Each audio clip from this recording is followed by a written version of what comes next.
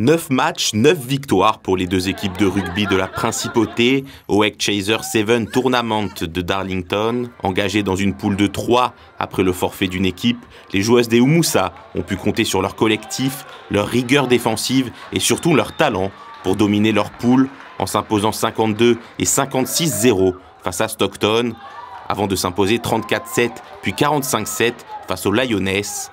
Au terme de 4 matchs parfaitement maîtrisés, elles se sont assurées la première place de la poule et ont soulevé leur premier trophée sur la scène internationale.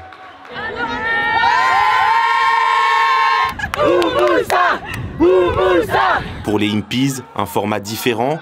8 équipes étaient réparties dans 2 poules différentes. Les Monégasques ont dominé leur poule en s'imposant 31-0 face à Royal Navy lors du premier match avant de montrer du caractère, en venant à bout des Shoguns 14-12 et des OG7 26-14 alors qu'ils étaient menés 14-0.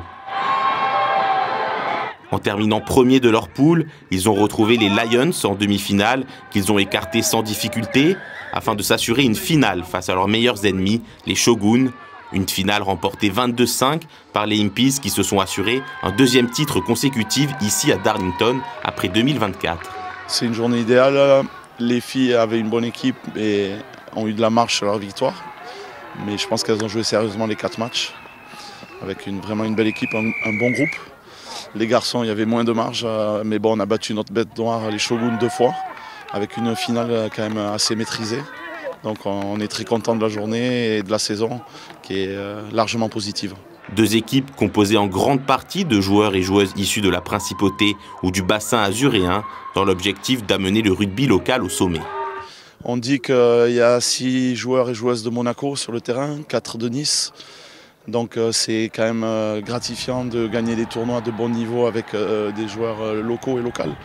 Donc c'est un axe de développement grâce à Gareth, la fondation, la Fédé, le club, de travailler tous ensemble et d'essayer de promouvoir et d'améliorer le niveau du rugby général à Monaco.